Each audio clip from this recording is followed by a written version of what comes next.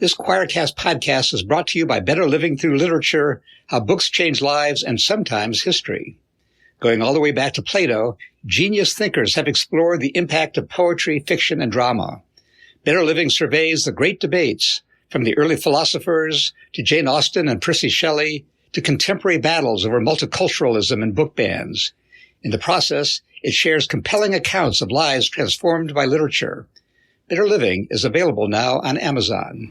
Western Christianity has spent the last 2,000 years telling everyone they're separated from God. This is Not Church with John and Nat Turney and Bethany Shea. Hey, everybody. Welcome back to the podcast. This is Not Church with your hosts, John and Nat Turney, and also Bethany Shea. I'm not sure why I said your name that way.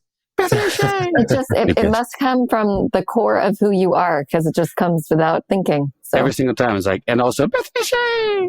I mean that I can't figure out yet if that's because I'm just like excited to say your name, Bethany Shea, or if I'm infantilizing you and just being a total asshole about it. Either way, I'm here for it. I haven't left yet.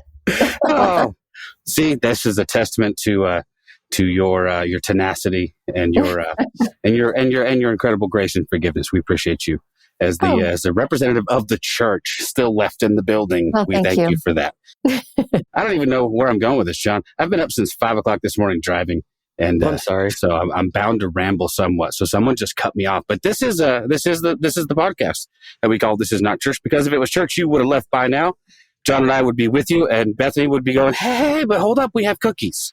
Yeah, well, hold up. Like, there's still some things worth doing here. We're like, I do believe it. That's why I still pastor and want to stay in spaces like that. But I totally get it. Like, if I didn't pastor the church I pastored, I sometimes wonder where I would end up, if I would end up anywhere, and especially in this time of year and season that we're in. It's weird. Yeah, it's weird. Yeah. Well, I know I poke fun, but I mean that all in good fun. I do respect the fact that you're there and you're doing the work. So, but we always have a good guest, and today's no exception. This is actually the second time we've had this current guest on. He's back. His name is Dillon Naber Cruz. He's a writer, a theologian, a permaculture enthusiast. I've never said that about anybody else. This is amazing. And we get lots of writers, lots of authors, lots of theologians. Permaculture enthusiast, which we'll have him explain if he wants to. He lives in Lancaster, Pennsylvania. He enjoys connecting to his bioregion through hiking, photography, and permaculture-related endeavors. In addition to multiple permaculture certifications, I didn't think I'd have to say that word like 4 times. That's awesome. I think I got through it. Dillon holds a BA in history from Millersville University and a master's degree in religion from Lancaster Theological Seminary. His current book is called Theological Musings, Volume 2, which is a playoff of the first one, which was Theological Musings, Confessions of a Tattooed Theologian. Collected essays of a tattooed theologian. Oh, man, I almost got it. Nobody wants to read my confessions. Regardless, both awesome, but y'all should go check those out. But for the moment, welcome to the podcast. How are you, Dillon? I'm doing great. And yes, I would love to tell people what permaculture is, because if nothing else, I'm a theologian and a bit of a permaculture evangelist. So permaculture is a system of ecological and social design that seeks to work with nature and not against it. My first book was about permaculture and the golden rule, and how I felt like the ethics and principles and enacting permaculture is literally the secular way to enact the spiritual pattern of the golden rule, which is found in every faith. So if you drive past my house in Lancaster, it looks a lot different than the people's yards around me, because it looks like a cultivated ecosystem instead of a unnatural lawn. I got food. I got pollinator species. I've got biomass growing for my compost pile, all sorts. So check it out. There's lots of YouTube videos on permaculture for free if people are curious, or they can just email me and I will point them in the right direction. Ah, that's really cool. I do like that intersection, though, which of environmentalism, ecology, theology, because I feel like in so much of our modern, I don't know, call it manifestations, whatever, of theology, we often take the fuck it approach to the environment. Especially in the era of the church that John and I grew up in, which was so dominated by, late great planet Earth and Left Behind. Is like, this is a raging dumpster fire anyway. We're actually going to work to accelerate the end times, because then we can get a new heaven and a new earth, and we can leave this shit all behind. It came as a huge shock to me when I discovered that most of the church did not believe that, and that the Bible doesn't teach any of that. I'm like, holy shit, we might have to still live here. Oh my God. Yeah. Exactly. Yeah, there's some essays in the new book about permaculture, both from a ecological but also from a social perspective. But yeah, I grew up in that same tradition. My first wife said it didn't matter what we did to this planet, God's going to make us a new one. And that was in response to me getting a tattoo that said respect the earth. So, Southern Baptists aren't exactly awesome on creation care, as I call it. And I came to the creation care thing from being a fundamentalist, so I don't know how the other fundies missed it. I really don't. So. There was an off-ramp, and they just went right past it. The other little piece for that for John and I in particular is because we grew up in the Pacific Northwest. All of our family was involved in some way, shape, or form with the logging industry, with the timber industry. We either worked in sawmills, or my grandfather felled timber till they made him stop. And so our not just theological upbringing, but just our social upbringing was environmentalists are bad. They're trying to put us out of work. They're the guys that, and sadly, some of those folks who were radical enough did stuff that was radically dumb and harmful to people, and did, drive nails and spikes into trees that harmed people, and took some of that. So it was easy for our perspective to go, hey, the social sort of component, and also, this Christian component, it took a long time for me to come around to any kind of sense of, and then throw in the damn right-wing Republican talking points about, climate change being fake. And like, you have this sort of toxic stew of ignorance and apathy that I think guys like you hopefully can speak to and rouse some interest. So I applaud, all of that was just to say I applaud you for that. It's something I think I wish I could say we're coming out the other side of it, but it feels like we might be dipping our toe back into it with stuff like pulling out the Paris Climate Accords. And so any thoughts on that kind of stuff before we get off onto the theology stuff, take some political shots? That'd be great. It is utterly moronic in the extreme to leave the Paris Climate Accord, which didn't do enough to begin with. We have a quickly narrowing window to ensure that the habitability of the planet remains for human civilization.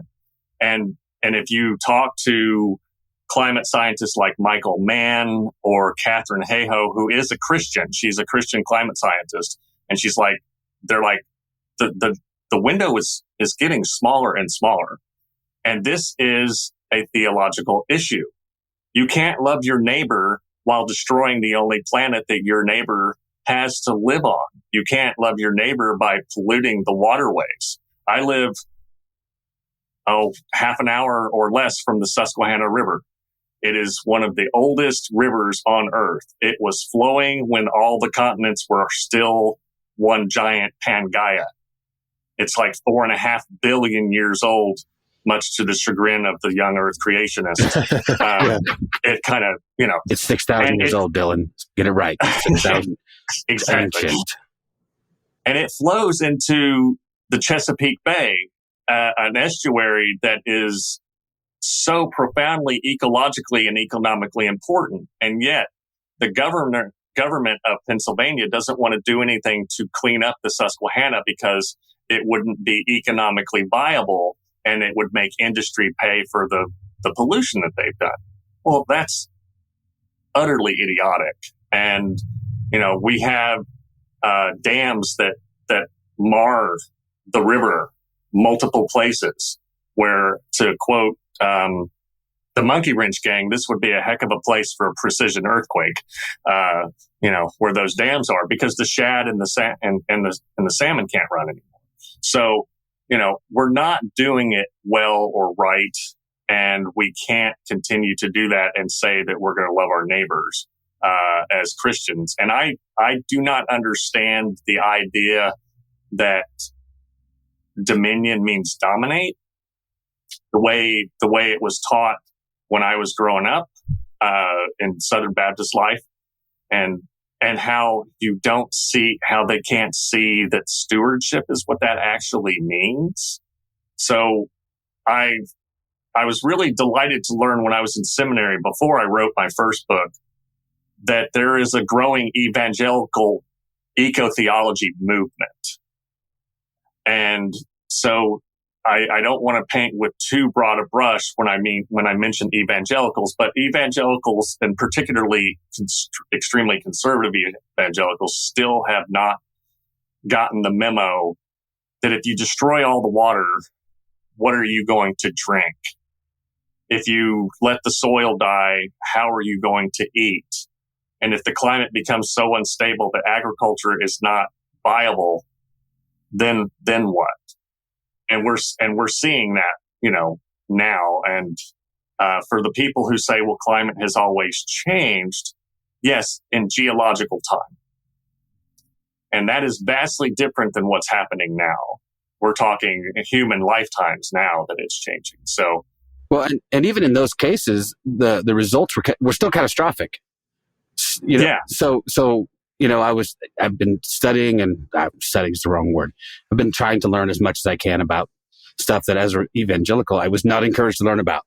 So, hey, how about let's talk about evolution. Let's talk about natural selection. So I've been watching a lot of YouTube videos, which I know is usually a precursor to saying something dumb, but I've been watching smart people on YouTube. Okay. I'm watching people who are getting their PhDs in microbiology and, evolutionary biology. And anyway, and, in our planet's history of however many 3.5 billion years, 99% of all species have gone extinct. It's 99%. So us sitting here at the very, very, the paper thin edge of history and saying, "Oh, but we'll be fine," it's the height of arrogance. I mean, just because this planet might not be safe for us to inhabit anymore, doesn't mean it won't continue. That's fine. Maybe we just need to get rid of the most dangerous species on the planet and let the cockroaches take over for the rest of, the next few millennia. But it's very, very strange to me that people can't see that's a real possibility. And it just gets laughed off as crackpot or alarmism or whatever. You're just trying to scare everybody. Well, because it's kind of scary. And and again, I understand what when we do talk in terms of geologic time, obviously we do see these changes in climate, but man, even just my lifetime, I'm 53 years old, and the place where John and I grew up in the Pacific Northwest, wouldn't you say it's pretty vastly different than when we were kids? Oh yeah. Yeah. I mean, the summers are longer, hotter. Does it rain nearly as much as it used to? I mean, I'm sitting in the middle of a rainstorm right now, but it definitely, we went through we went through a whole month of January with like almost no rain. Yeah, sunny days. I had days in January where it was 70, 75 at my house. And just 10 years ago, that wasn't even the case. We'd have a couple days, because I remember when I first moved where I live now, and I remember thinking, oh, we made it through winter because we had these crazy warm days. And someone's like, no, this is what we call the fall spring. And we'd have like a few days of that, and then it would be back to snow and rain and ice. Well, this January, we didn't have that. No snow. Hardly any rain at all. And that's just been in the last 20 years. So yeah, it's crazy. Dillon, how do you take the things that you've learned about permaculture and connect them to theology? And the reason I ask that is, you call yourself a public theologian, which I think is just absolutely beautiful. But I remember reading some of Jeff Chu's work, and he does a lot of theology and horticulture. And he did this thing called it was like a compost theology, where there's this recognition that nothing is ever actually gone. Even if we throw things away, it's never actually gone. It's either buried in a landfill, or even our compost turns into soil to be reused. Everything can be reused, or is just like buried in the ground. And he had everybody at this event that I was at write down the things that they would like to be reformulated into something that was good and healing, something that was rotting within us that we could write down on these pieces of paper. And then he would take them and then put them in the compost to be used for goodness in the world and flourishing. So I'm wondering, like, how have you experienced like the soil and gardening and the things that you have done? And how does that affect you from a theological or spiritual standpoint? Wow, that's a big question. Thank you. I didn't realize before I went to seminary that I was thinking theologically. One of my professors, as I was talking to him in a one-on-one session and explaining my thought process back then and now and all that, he's like, wow, you've been thinking theologically for a long time. And I was like, oh, okay. And some of the things that I was talking about was how I had studied permaculture and how it gave me a sense of wanting to be more connected to the only planet that we have. And prior to going back to seminary, I had deconstructed. I didn't think I was ever going to be doing Christian anything ever again. And then a friend of mine, when I was having sort of an existential crisis, was praying for me. And then he got back a hold of me and he was like, dude, you're supposed to tell Christians about permaculture. And I'm like, yeah, but I'm not a Christian, dude. And he said, that's between you and God, man. And then the next thing you know, I was in seminary. Like, it went from, I don't know what the hell is going on in my life and I'm having an existential crisis, to my friend who knows diddly squat about permaculture calling me up and going, you're supposed to tell Christians about permaculture. And I'm like, okay. And when I started to study theology and biblical studies in that academic setting, I realized I couldn't separate theology from permaculture. And the reason is because I mentioned before, I grew up in fundamentalist, very white, very conservative fundamentalist context, Church of Christ and Southern Baptist. And even then, I would read the creation narrative in Genesis, and I would be, thinking about how I had grown up either visiting my grandparents in the Ozarks or living in a town called Blue Ridge, Texas, after we moved from Kansas City. And Blue Ridge was out in the middle of nowhere with rolling blackland prairie and the occasional cottonwood tree and stuff like that. And I felt very connected to the earth. We grew a lot of our own food. I went fishing all the time. I was constantly down in what in Texas is a geographic term, the bottom, which means where the creek is, right? And I would be walking through the woods and shooting squirrels and rabbits and being connected in that way. And when I started to think about permaculture and theology, it just dawned on me that if you take the ethics of permaculture, which I espouse as creation care, neighbor care, and future care. So creation, God said it was good many times in chapter 1 of Genesis. So who in the hell do we think we are when it says the earth is the Lord's and everything in it, to then say we can trash the place? And when I thought about the idea of neighbor care, well, then that means that I can't pour chemicals down my sink that I know are going to harm the watershed, because somebody lives downstream and that somebody's my neighbor. I can't support weapons of mass destruction, because those are not only ecologically destructive, but they are killing somebody that God said is your neighbor. So it really brought it home to me, the importance of caring for the only planet that we have. Because if you are in any ways into eschatology, well, we're 2,000 years from the time of Jesus walking around and saying the things and teachings that he did, and then being executed as an enemy of the Roman state.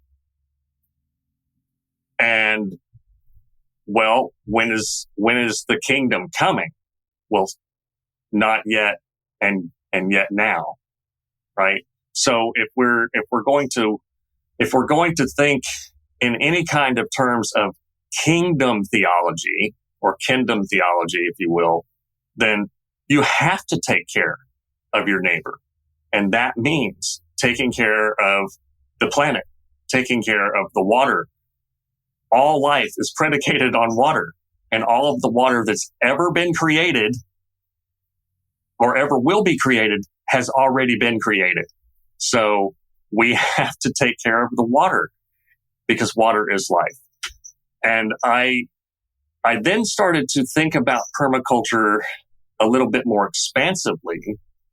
And as I explicate in the new book, if you look at some of the principles of permaculture, then you can apply those to things like LGBTQ plus acceptance. Because permaculturists look for patterns in nature. And that's how we design the systems, the cultivated ecosystems that get designed. Well, I looked at spiritual patterns and found the golden rule is in every major faith and ethical tradition that's ever been conceived by human beings, right? But then I also look and see that diversity in nature is absolutely the norm. There are 350,000 kinds of beetles, for crying out loud. 350,000. So you can't tell me that God doesn't just absolutely get off on diversity. Just jolly, happy God up there going, woohoo, another kind of beetle, another kind of tree, another kind of fish. So how on earth do we think that human diversity isn't also the norm? And if human diversity is the norm, then diversity in sexuality is the norm. Diversity in gender is the norm. Just like I'm 6'2", I have brown hair and blue eyes, but not everybody's 6'2" and brown hair and blue eyes and looks like me, thank God, right? That would be super duper fucking boring if everybody just looked the same and was the same. And I recently read this scientist, I am never going to remember her name or where she teaches, but she's a geneticist. And she's like, so you think gender is binary and not complex at all? And then she went through all of the different ways in which, no, that is farcical. It is absolutely not that. And here's all the different ways that somebody could look like me, but somewhere in their internal hardwiring and genetic makeup, they're not a cisgender male, biologically, right? And everybody likes to equate either dangly bits or, the vaginal tract as biology. But biology is a lot more complex than that. And our brain's our biggest organ. So if you're leaving out the brain, then you're doing it wrong anyway. So I think that diversity is to be celebrated. And I think that by observation of nature, which is, again, the first permaculture principle, observe and interact with nature. And if you do that, you see that all things being equal, diversity is the norm, including in human beings.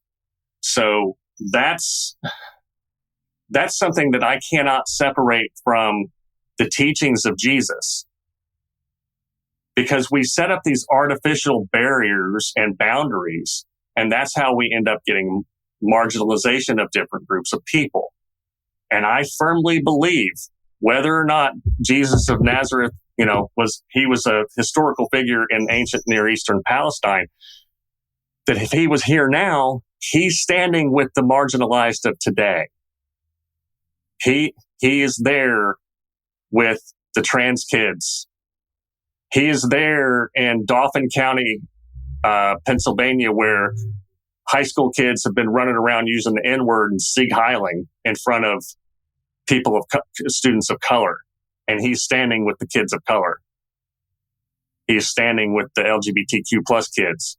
We've got that stupid Independence Law Center thing going rampant in our school boards around here, targeting kids because they don't understand and refuse to look at it beyond their very myopic binary viewpoints. And hey, I get it. In 1992 at New Wanted Baptist Church in Honolulu, Hawaii, our church did a whole series every Sunday night for however long, teaching us about the gay agenda and that we should definitely be against the gay people and the rampant promiscuity and the absurd conflation of being a homosexual man with being a pedophile. All of those things, they literally told us that NAMBLA was a mainstream gay organization. And that is not true. It has never been true. But that's from the pulpit, just lying through their teeth. Well, so many of them are, but they still push that same narrative that if you're a gay man, that you're automatically a pedophile. My guy, just Google Christian male pastor sex criminal. And oh my God. I keep telling people you're so much safer sending your kids to a drag reading at a library. Cause I can't think of a single reported case of somebody in drag harming a child. But we sent them to church and Sunday school. Holy shit. And those are the people you should be afraid of. It's the ones who are hiding. You won't be afraid of a drag queen. Come on, man. They might bedazzle something. That's about as far as they're going to go. But you mentioned this idea of, and this is one thing I can't get through the heads of the people that I know, and sadly too many of them. But biological sex is complicated enough. It really is. Gender takes that complication and then just amps it up and says, okay, well now this is way. So you can sometimes. And I mean, sometimes you can get people to sign off on some idea of a biological, but then they want to lump it all as some kind of issue or syndrome, right? And so, but I'm like, you understand that intersex people exist, right? You understand that there are people who do not fall neatly into your XXXY chromosome makeup. That there are people who exist along that spectrum. And yeah, I get. What are we just supposed to not acknowledge their existence? And then, again. The other issues of gender, which are not necessarily directly correlated to biological sex, then you're woke. Now you're just out there pushing an agenda. The only agenda I see people like you and me and hopefully John and Beth, I mean, the one we're pushing is one where like people get to live their goddamn lives in whatever, which I always thought was the American fucking dream. Wasn't the whole point of telling, the King of England to kiss our ass was so we could live our lives as we please. And yet, it just seems the further we go down this road with this agenda, we are busily trying to get in the middle of people's lives and govern how they act and how they behave, when none of it has anything to do with us. Well, another way to say the golden rule is live and let live. Yeah. And I'm not talking about allow things that are harmful.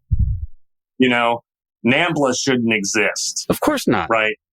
That is a thing that should not exist. Hell no. But we may never scientifically fully understand all of this. So we may run out of time as a species because of the aforementioned planetary, crisis. But even if we don't, love of neighbor compels us to listen to them, to their lived experience, and then go find scientists who might know a little bit more than the Fox News talking head or the local, or the local Independence Law Center guy. You mean I shouldn't just go watch Joe Rogan podcasts and get all of my... I wish that guy would have me on. That would be hilarious. The thing about Joe Rogan is you could probably persuade him. He seems persuaded by whoever's sitting in front of him. I don't know that he's just that way. But let me ask you this, theologically speaking, and I have heard it said, and I don't know, you're more of the scholar than I am.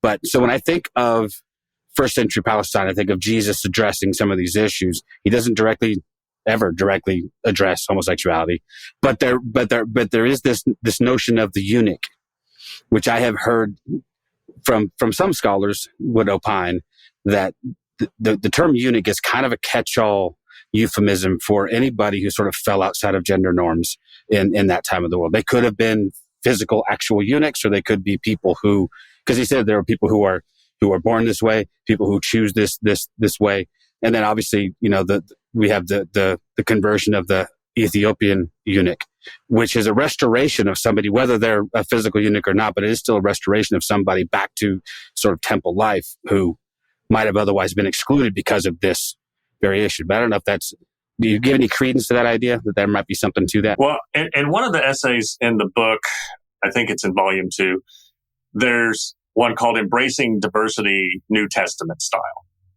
And I talk specifically about the Ethiopian eunuch in that essay because, as you mentioned, in certain contexts within Judaism, eunuchs were verboten. They were shunned. They were outside norm or whatever. And then in the New Testament, you see that being completely flipped on its head. The eunuch is like, well, what's to stop me from being baptized? And Philip's like, absolutely nothing. There happens to be very conveniently some water in the desert right there, like so convenient. And right, exactly, so yeah. nothing. And I have heard it argued that I think it's Matthew 19, where Jesus is talking about eunuchs, and then some are choosing to be eunuchs for the kingdom, that could be, but you're not ready to hear that. Some scholars and theologians believe that that's talking about sort of gender nonconformity. I don't have enough knowledge in that particular area to know, but from a theological standpoint, I think that's a valid point, because you can read something theologically in a very different way than, say, a New Testament scholar would read it and put it into its social historical context and all of that kind of thing. So in that sense, I think that it does make sense. There are rabbinic writings, and I don't know for sure if they are post first century or not, but there are rabbinic writings that talk about different people who are intersex and how that group of people, broadly speaking, are to be integrated into society. And Dr. Fausto Sterling, is it Amy? God. Fausto Sterling, look up Fausto Sterling, her book, Sexing the Body. And she talks about the fact that in Rome, people that were intersex were seen as some kind of harbinger of doom, and they were often just murdered. But in the Judaism of the time, they were integrated. And so that's another, there are 6 different ways to be intersex. So you can't tell me that gender's binary. And then there's Klinefelter's syndrome, where somebody with Klinefelter syndrome may look like an effeminate man, but have a penis, but can't reproduce because they've got an extra chromosome. But so where do they fit? So well, and then all the genetics experts came out during the Olympics, right? Because of the biologically female boxer who had a syndrome whose name I can't remember, but it was very, very similar to this. It was biologically female, but probably unable to reproduce, not non-functioning sexual organs in that sense. And Fausto Sterling is that's what biologist who studies gender. But the internet is a wonderful thing because it's given us access to things like, I just Googled how many genders are there in the Talmud. By the way, according to this article, there are 8. So even the Talmud recognizes intersex, androgyny, these kinds of things that, anyway. But it's also given people with absolutely zero expertise the ability to go online and go, well, the Talmud says there's 8. I haven't Googled. I haven't done anything beyond Google this. I think it's probably true. But before I go and spout it off, I will have enough sense to go, well, that's why I didn't, I think I made reference to the Ethiopian eunuch and the term eunuch in my book but I couched it, that's not the word I'm looking for. I qualified it by saying, hey, I think this is a possibility here. It's worth investigating. I'm not going to come out here and say categorically this is true, because I'm always very cautious of things that come along and just and then all of a sudden fit neatly into my niche and go, oh, that explains. And so that's confirmation bias if you let it, right?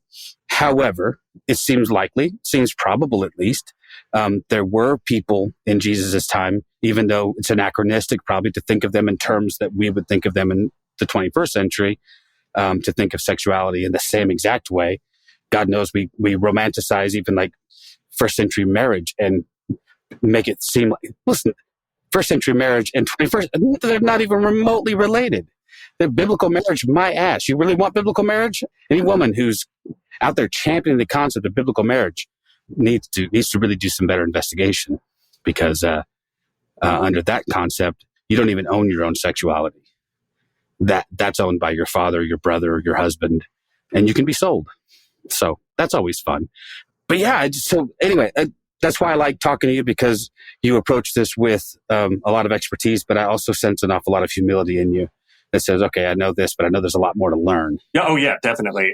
There's so much more that I don't know than I do, and I try to be very cognizant and aware of that. And I think that's the sign of a good scholar, because that means you're going to continue to be intellectually curious, continue to look into these kinds of things. But going back to the gender thing, just briefly, one of the things that I wrote as a pushback against the Nashville statement, the Council on Biblical Manhood and Womanhood, they put out their whole thing about, there's only two genders and all that stuff.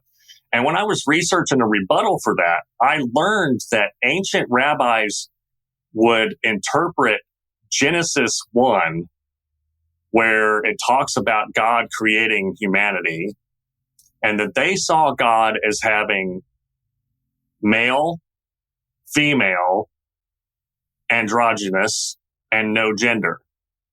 So 4 genders for God.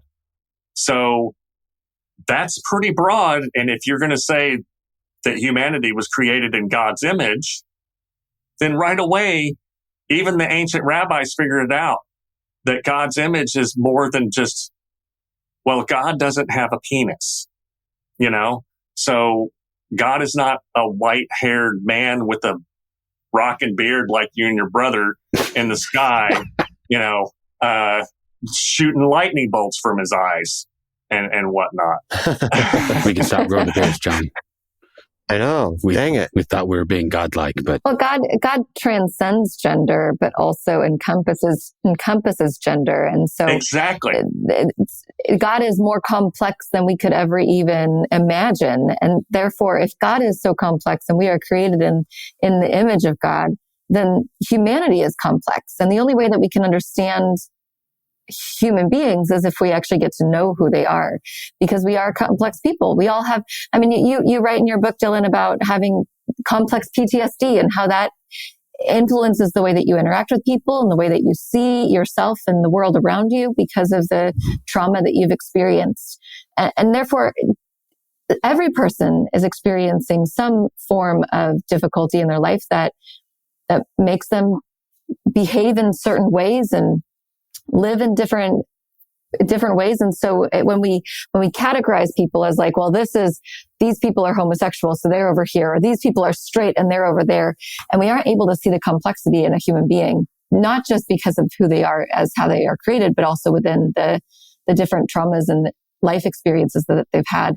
Then we box people in. We don't get to know them. We're not curious about them and or even ourselves.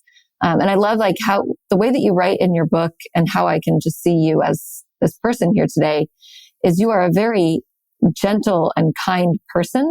But even complex. And even in your book, you write about like how you aren't like you type as very masculine in many ways, but yet at the same time, you're this very gentle and sensitive person that can't be boxed in. And I think if we can give other people the same sort of space to be their full self without assuming about them, that can be really important in understanding people. Yeah. And that's one of the reasons why I think, and obviously I'm a 21st century human being and I'm interpreting a first century text, but I sometimes think that Jesus was like, yo, don't be judging people because you don't know everything that's going on there, right? There's probably an extenuating circumstance. So maybe show some grace. And for people who are people of color in a world where white supremacy is the norm or where normativity is what's preached. They're carrying stuff that I can't possibly know about as a straight white male or a predominantly straight white male. The trauma the traumatic things that I've been through definitely shaped who I am and how I see the world, and affect me in ways that some people are not affected. But my white skin doesn't have anything to do with that. My problems, if there are any problems, are not because I'm white. I don't have to think about it, as James Baldwin said. The writer, if being white means never having to think about it. So I can get away with stuff, not that I intentionally try to do this, but, I could get away with stuff that people of color can't get away with. And so it behooves us as people, whether we're actively Christian or we're post-Christian and we just think Jesus is cool, or we just are secular humanist or whatever, to try to remember that we don't know what all's going on. Now, the flip side of that is if somebody's choosing to be a fascist Nazi, I'm going to have a lot harder looking for extenuating circumstances in that moment, right?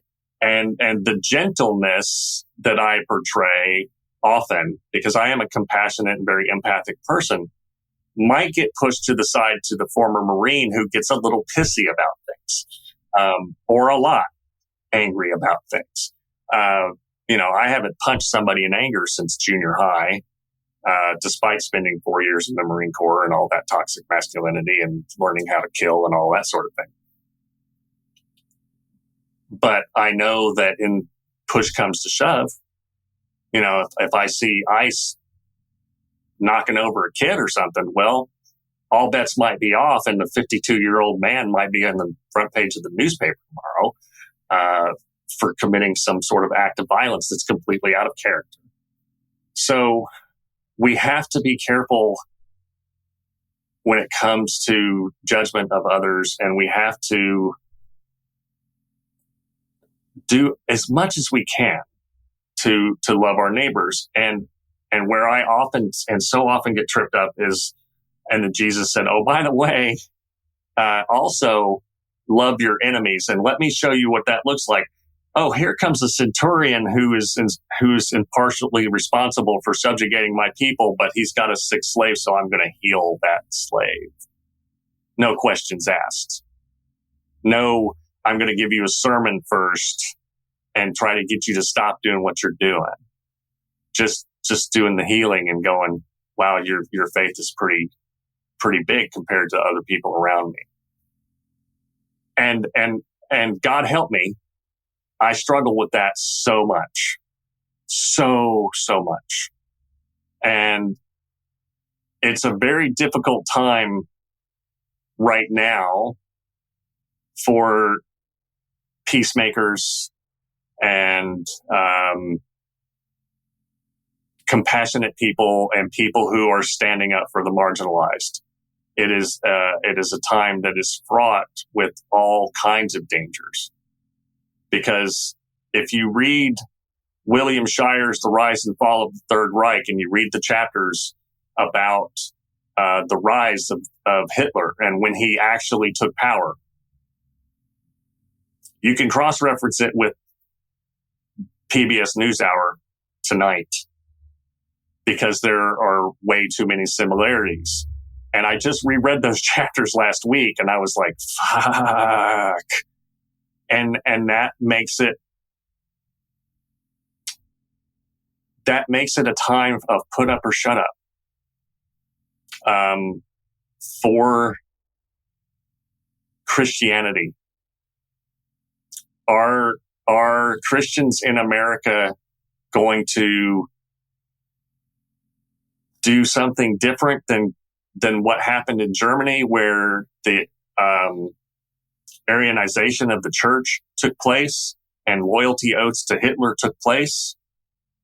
Or are they going to stand up for Jesus and the marginalized and say, no, we're going to nip this in the bud and we're going to rebuke you in Jesus' name and we're going to stop this Christian nationalist nonsense, which is a heresy of the highest order, stop the hatred and demonization and vilification of immigrants and non-Christians and Black, Indigenous, people of color, all of the groups that are currently being targeted. And I've been tooting this horn for 8 years now, because in my first book I wrote about Trump and how it brought to mind for me jackbooted thugs going through and being fascist. And somehow here we are again, 8 years later. And I talk about it a lot, when I talk to other people, when I'm doing a podcast interview like this, or when I'm doing our podcast or SiriusXM's Tell Me Everything, whatever it is, I'm talking about these things because it's important. And that's not a pat on the back. There needs to be millions of people doing this. And churches need to be opening their doors and putting signs up saying ICE cannot enter without a signed warrant by a judge, or, whatever nonviolent means that we can do. And for people who are like, well, how does that work? Read the work of Walter Wink, particularly Engaging the Powers. That book has a lot about how to be engaged in nonviolent resistance, and and his explication of Jesus' nonviolence. I'm reading a book now. Oh shoot, I can't remember the title, but I think one of the authors is Erica Chenoweth. I don't know if I'm saying that right, but Chenoweth, and it's about how nonviolent resistance works. And what that looks like. And these are sociologists that are studying nonviolent resistance. And so we need a mass movement of that kind of thing. And it's not just because the eggs are going to be more expensive and the toilet paper is going to run out and all of that stuff, which is a very real thing. I'm a disabled veteran on a fixed income. Inflation would suck for me and for whoever and other people like me who are on sort of fixed incomes. But because of the harm that is intended, that is antichrist, these Christian nationalists and technocratic fascists like elongated muskox and, Mike Johnson and all those kinds of people, they need to know that they are in the minority, that there are millions of us and comparatively few of them. And we must stand up.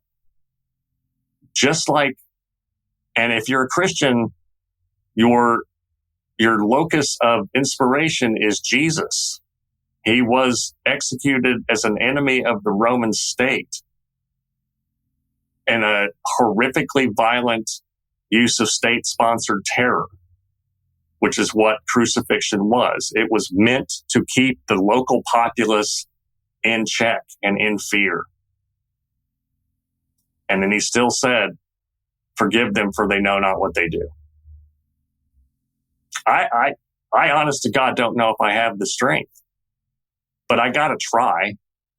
I have to do the things that my faith compels me to, that my belief in the love of neighbor compels me to, and the spiritual pattern of the golden rule, which again is found in every major faith, compels me to. And that, I'm not saying that the FBI or, some weird secret police are going to be knocking on my door any minute. But I am vocal about it, and I don't hide that in my social media presence, in my books, or in any of my media stuff.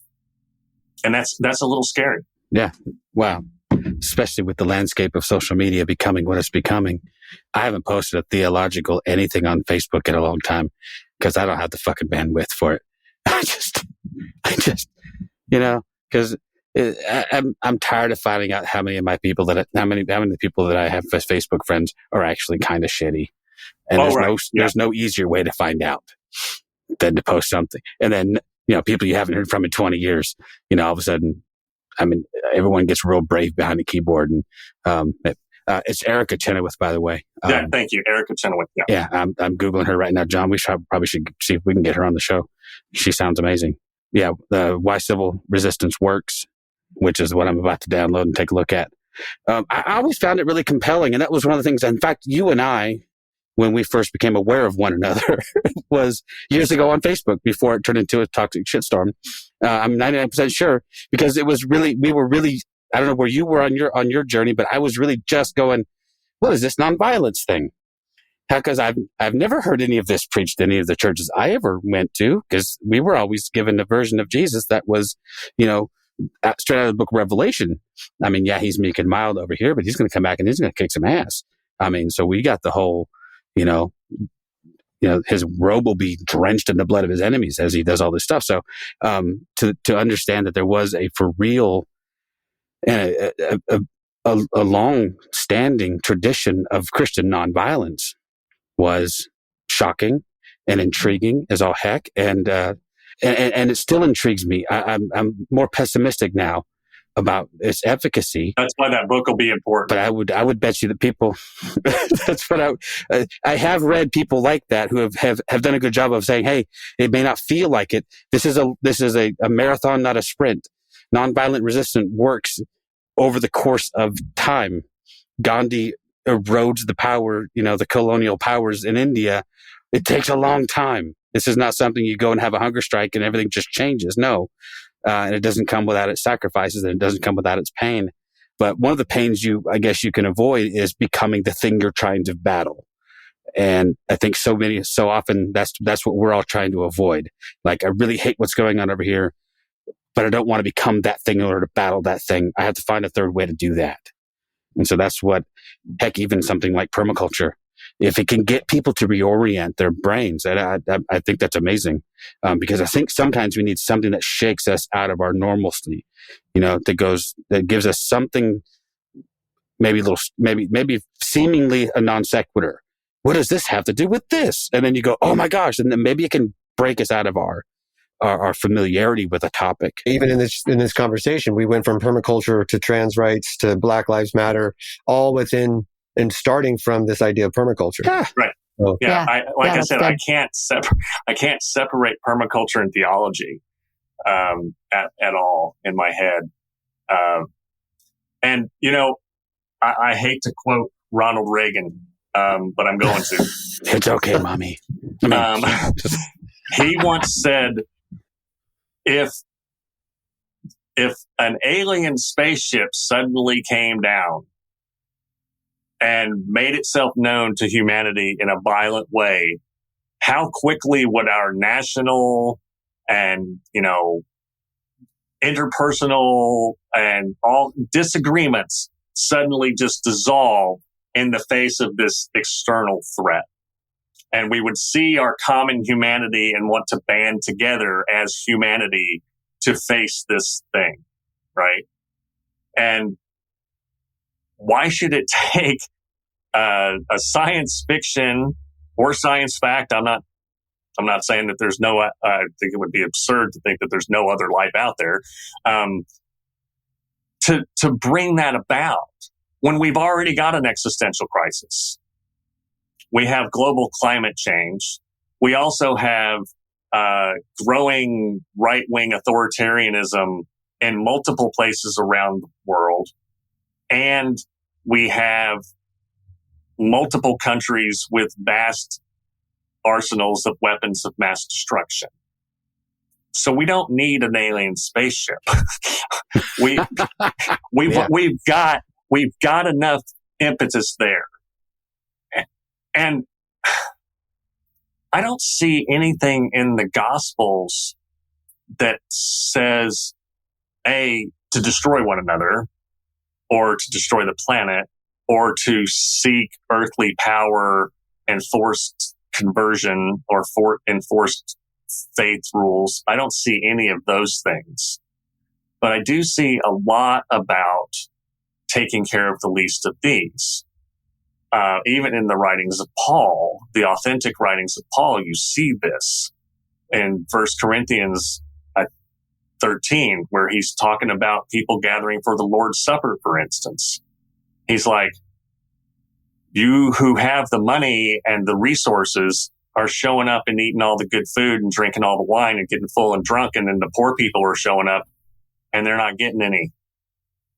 And that's not what this is about. You're supposed to shed these false boundaries and come together in remembrance of the one, right? It's not about the haves and have-nots. They're not supposed to be haves and have-nots anymore. And that's one of the most ridiculous things about American Christianity, and Christian libertarianism. And that Christian libertarian idea undergirds a lot of Christian nationalism, is that, wealth is a sign of God's favor. Well, I don't remember Jesus being super wealthy, but a dove descended from the sky and said, "This is my beloved son with whom I am well pleased." That sounds a lot like God's favor. And Jesus said, "I don't have a place to rest my head." So you didn't grow up in the right religious circles, because I was told that Jesus was secretly wealthy. Oh, really? Oh. Wow. Yeah, I'm not even joking. There's at least one verse that references that Jesus had more than one house. And so this prosperity preacher came to our church and said, Jesus had houses, which is why I have houses. Judas was the guy who kept the purse. So clearly there was a purse to keep. Jesus was not poor. The Son of Man has no place to lay his head. Oh, don't worry. When you get to those Theo bros, it's always words don't really mean words. There's things are figurative when it suits them, and they're literal when they're not. Better, easier for a rich man or for a camel to pass the eye of a needle than a rich man to enter heaven. There's plenty of art of ammunition in the Gospels to say hoarding of wealth is antichrist. And honestly, depending on where we all fall on the spectrum, I'm as guilty, or at least I'm not innocent of this. I have more than I need. Is Elon Musk worse? Sure. But still, we're not really given a sliding scale as far as this idea of, so it's not so much this, that money's bad, right? We're not that's always misquoted, right? Money is the root of all, the love of money, the hoarding of resources, when there really is more than enough on this planet to go around. It's obscene that there are people starving to death, and there are people who have billions of dollars. I'm sorry, they have more money than they could legitimately spend in a lifetime or two or three or four. And there are children going to bed with distended stomachs, and dying by the tens of thousands. And yet, the problem is that in American culture, these are the people that we prop up and idolize. It's not so much that we acknowledge, that we allow it. No, we celebrate and we idolize, and these are our paragons of American virtue, the self-made millionaires, and whatever that means. But I don't know. That sounds more like a rant. But that's why there's an essay in volume 2 called "Perverse Obscenity: The Billionaire Space Race." We spend a lot of time, or in the evangelical circles, they talk about perversion as being a sexual thing. And to me, it's far more perverse that Jeff Bezos and Elon Musk and Jeff Branson are building rockets to almost go to space, when they could use a fraction of their wealth to alleviate massive amounts of suffering instead. And I have one of those daydreamy minds that if I suddenly found myself wealthy, what would I be doing? And I would be doing permaculture all over the place. And I would be equipping permaculturists to do permaculture all over the place and remediating ecologically sick places, ecosystems that are sick. I would be biologically remediating them and all kinds of things. And sure, I'd go get a massage and I would take a train trip and all of those, I'm going to take care of myself. Sure. You might eat a name brand macaroni and cheese instead of that store brand shit. Exactly. But there would be a massive sharing of, and I just cannot fathom having the amount of wealth. I can't fathom having the amount of wealth that Elon Musk makes in 7 minutes, much less the wealth that he has just in total. So those kinds of things are far more perverse to me than consensual sexual activities between two adults who happen to not be married. Oof, that's crazy talk, sir. I know, right? Instead, take all your resources. Listen, you need to get your mind out of the gutter and build giant phallic rocket ships. Yeah. So we can penetrate outer space. That's what he's doing. He's raping the cosmos. That's Elon. I don't think it's actually that subtle. I think he really does think he's anyway, I'm going to stop talking now. But you're not wrong. I mean, here's my thought, and this is apropos of nothing per se, but were it not for the religious people amongst us, and like no one would think twice about homosexuals, same-sex couples. If it wasn't for this one, and I know culturally over the years this has been a taboo, but there's always been a religious underpinning to all of it. The Jewish people have their issues with it from a patriarchal, hierarchical sense. There's lots of studies been done about what the real issue is in Leviticus. It's not so much that it's inherently wrong. It's that they found it icky, and the fact that anyway. So we could go on and on about it, but if you just erase all of that religious underpinning from all this stuff, we might actually get to a place where we could live and let fucking live, and we could actually focus on shit that matters. Go ahead, John. I'm sorry. I was just going to say, and the religious beast has also gone on these quote unquote missionary trips to these other countries, and they have raped and pillaged the land. Oh yeah. Through religion and politics becoming very good bedfellows. And so a lot of what we now look at as what is happening within what we now call third world countries was done by us. Yeah. Bunch of well-meaning, navel-gazing white supremacists. Yay! We all did. I don't know, John, you and I both did, John. We did sort of, what do you call that?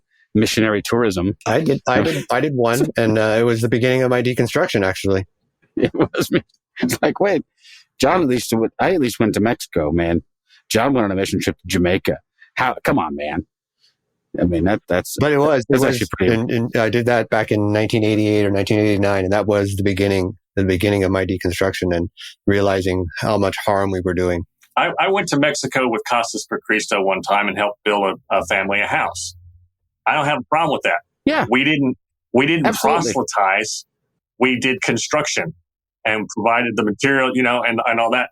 People have heard about Jesus pretty much everywhere now. There are probably some tribes that are, not contacted or have limited contact that maybe wouldn't know who he is. But the longer I go on, the less I think that there's one right way. And that's why there's a golden rule in every major faith. But the flip side of that is I am culturally Christian. And I have spent the majority of my life in Christian spaces or in Christian modes of thought. And right now, one of the things that I realized that I've been missing so much is a spiritual home and a spiritual community. And so I've been, kind of exploring churches again. And I found one recently where I felt moved by the Holy Spirit is the only way I can describe it. And I met with that pastor today, and we talked about the kinds of things that the church is doing. And one of the reasons I felt moved by the Holy Spirit was because when I heard her preach last, she said, the church must respond to the events of the day. We must, I'm going to use my words here, not hers, but be kind of a bulwark against the white supremacy and the Christo-fascism and the harm that's being done to marginalized communities. And this is the church. This is a church that's going to do that.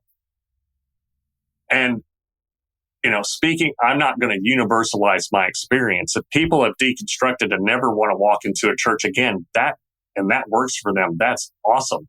But that's between them and whatever God is. I'm not arrogant enough to describe and ascribe all things to God just because I have a reasonable amount of biblical knowledge. But if there are people out there that are feeling disconnected, churches are ready-made communities, and they're not all bad. There are some great churches out there doing wonderful things. Progressive Anabaptist congregations, whether they're Brethren or Mennonite, are out there. We have them around here. United Church of Christ, Episcopalian, Metropolitan Community Church, Evangelical Lutherans, the ECLA. Yeah, ECLA. There's this idea, and part of it is because of mainstream media, and part of it is because of Christian nationalists being really loud minority. There's a conflation of all manner of evil with Christianity or church in general. And that's not the case. There are Christians who are love of neighbor Christians, not Mike Johnson Christians. And so if there are people out there who are listening to the show and they're like feeling disconnected, I would encourage them to find one of those places. Not because I think that they need to go believe the right thing, because no, that ain't my jam. Orthopraxy is way more important than orthodoxy to me. And we're probably never going to know until whatever happens when we die. Right?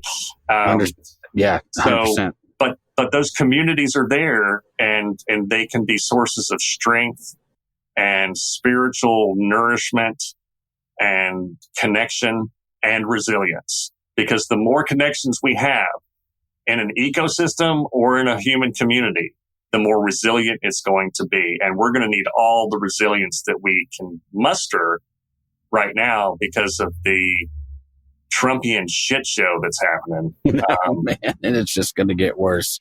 If I was ever to entertain the thought, I have made one decision, and I just don't think I would ever sit under another pastor that wasn't a woman.